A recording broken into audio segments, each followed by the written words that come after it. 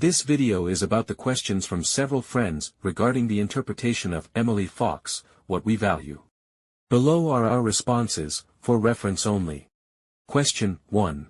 Regarding the valuator in the brain. I would like to ask, how do we convert cortical activation into choices, attributes, and weights in a mathematical model and assign values to them? How do we scientifically test the credibility and validity of this mathematical model? Do the participants themselves provide the options, number of attributes, and numerical weights? Response. Scientists have done a great deal of work here. Let's take food choice as an example to explain. First, how to distinguish attribute scores and weights. Attribute scores refer to how tasty you think something is. Weights refer to how important it actually is to you at this moment. For example, water and chocolate. The value of how good they taste to me is relatively stable and usually does not change. But if I am relatively thirsty at the moment, I will desire water more than chocolate. What researchers do is first list out various foods and have participants rate them one by one, including taste, healthiness, etc. At this stage they only ask for scores, not whether you want it or not. The next step is to design multiple choice tasks to see how you choose. Do you want an apple or an orange? What about one apple versus 2 oranges? By adjusting quantities in this way, they obtain a large amount of choose, not choose data. And earlier we already know the taste and health scores of apples and oranges in your mind, so by solving the mathematical equations in reverse, we can calculate the weights you give to taste and health and other attributes. Then they still need to verify it through fMRI. When facing each option, the level of activity in the value system regions of the participant's brain is different. If we assume that the activity amplitude of the relevant brain areas is linearly correlated with value judgment, we can roughly see the scores you assign to each option. There are other procedures, but basically that is how it works. This weighted formula model is the result of countless rounds of polishing and refinement. Question 2. Regarding, you are what you love. Could you give me a perspective on how to balance, not sacrificing today for an imagined tomorrow, and, a person who knows the reason why can bear almost anyhow? Response. The perspective I want to give you is something we have talked about earlier on our channel, self-determination theory, which says that, human beings have 3 basic psychological needs: autonomy, competence, and relatedness. When these 3 needs are satisfied, a person's sense of well-being is high, and they will naturally grow. Earlier we talked about Sahil Bloom's The 5 Types of Wealth, which mentioned that life should not only have goals, but also purpose. And the Japanese concept of ikigai is a good way to choose a life purpose.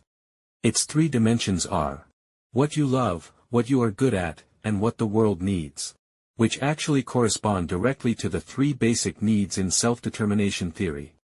Things that satisfy these 3 needs do not need to wait until tomorrow, and do not require delayed gratification. We should do them whenever we have the opportunity. And if there is no opportunity, create the opportunity. This is the ideal happy life.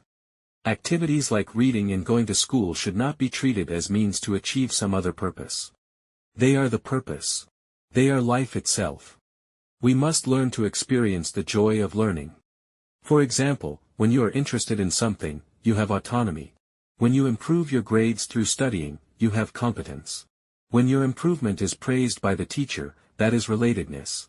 Tell me, what else in the world is more joyful than this? Lying on the sofa scrolling short videos cannot provide these 3 feelings simultaneously. Work, household chores, taking care of children and the elderly should all be viewed in the same way. Otherwise, life becomes too bitter. So why did Nietzsche still say we must endure whatever life imposes? Because some situations are forced upon us, and some things cannot provide autonomy, competence, and relatedness. For example, hunger, or restrictions on freedom. These situations are not of our choosing, and definitely not something we voluntarily embrace. Once we have the conditions to break free, we should break free immediately. Not say, I will voluntarily delay my gratification for 2 more years. What psychologists call delayed gratification always means, if you wait, the value of the thing becomes greater, then, as long as the interest is high enough, it is worth waiting. It absolutely does not mean pushing away enjoyment simply because you see it. Take the enjoyment of playing soccer as an example. If you don't enjoy it when you're a teenager, are you going to wait until you're 80? Pick the flowers while you may, do not wait until there are no flowers left to pick. Sometimes pleasures in different domains involve trade-offs. For instance, if you enjoy smoking when you're young, you may face lung cancer in middle or old age. Which may not be worth it. If you spend your youth only playing sports and video games, you may not be able to enjoy the pleasures of leadership and better material conditions later on. And society generally values the latter more. I suspect there is no absolute right or wrong. Maybe that old person who lived a dull life regrets being too well behaved when they were young. I don't know how you should handle that trade-off, but perhaps the correct attitude is this. First, acknowledge that happiness is a basic right.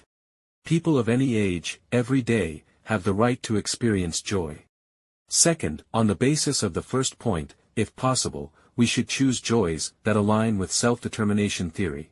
That is, autonomy, competence, and relatedness combined. Do not fail yourself and do not fail the world. Smart people believe such happiness can be found. Lucky people possess such happiness all their lives. Question 3. Most people are unwilling to clearly state what their core is and what is peripheral. Under such circumstances, how can we identify another person's core? Response. Falk's book mentions that scientists in the lab use 3 methods to help people discover their core traits. The first is to ask directly.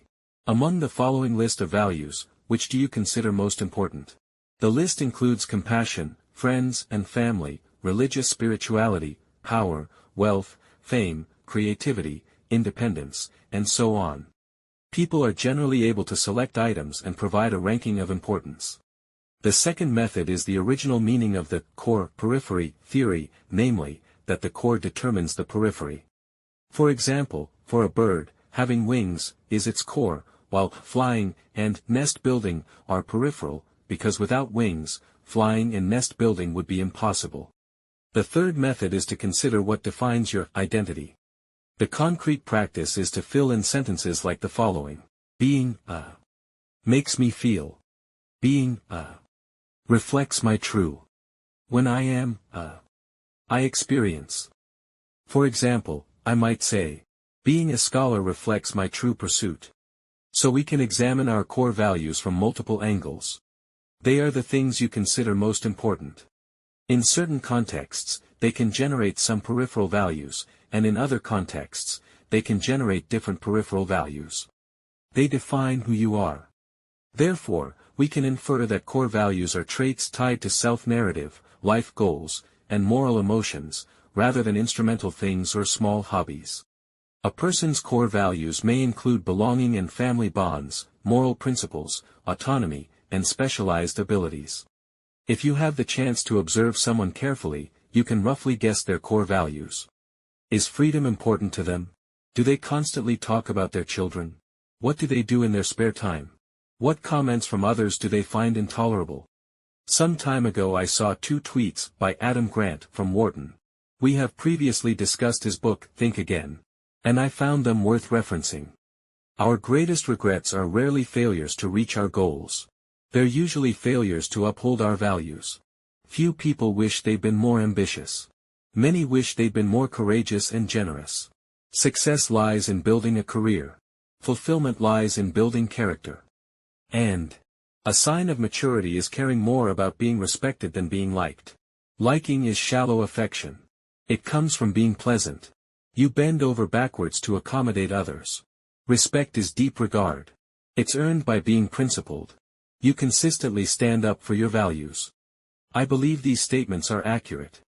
Core values are rarely bad. Whose original intentions are not noble, after all. We simply choose to compromise with reality, again and again. Those compromises not only lead to regret in the future, but also to shame. They make you feel lost and belittle yourself, believing you are nothing more than an ordinary person struggling to get by. Question 4. When you talk about how the value system computes value by considering options, cues, and weights, and then integrating them into an output, it always reminds me of how similar this appears to the working principles of AI. How do you view the relationship between the two, and what insights might they provide for one another? Response. When the value system computes a value score, it assigns a weight to each relevant cue. For example, the option, whether to eat a piece of cake at a party, involves cues such as taste, health, personal identity, and friends' evaluations, each with a different weight. In contrast, the weights in an AI large language model's neural network are more abstract. They are the values of countless nodes in the network, and if you isolate one node, you would not know what it represents. But the two do indeed share a common feature. Both determine outputs through weights, and both adjust these weights by comparing outputs with reality. In the value system, the process of adjusting weights works roughly like this. Before deciding to eat the cake, you might predict that it will taste good, your friends will be pleased to see you eat it, and your health will not be affected. So you eat it. After eating it, you find that the cake tastes very good and you genuinely enjoy it. Your friends do not care about your behavior at all. And you feel bloated and sleep poorly afterward. This collision with reality will quietly increase the weight of taste, decrease the weight of how much your friends care, and increase the weight of health. In other words, you will value the taste of cake more from now on, but you will also recognize that your stomach is very sensitive to cake. And next time, what you decide to do will still depend on the weights of various other cues. If you feel there is value in this, please like, subscribe to this channel, and leave your thoughts or suggestions in the comments section. Let's grow together and read more good books.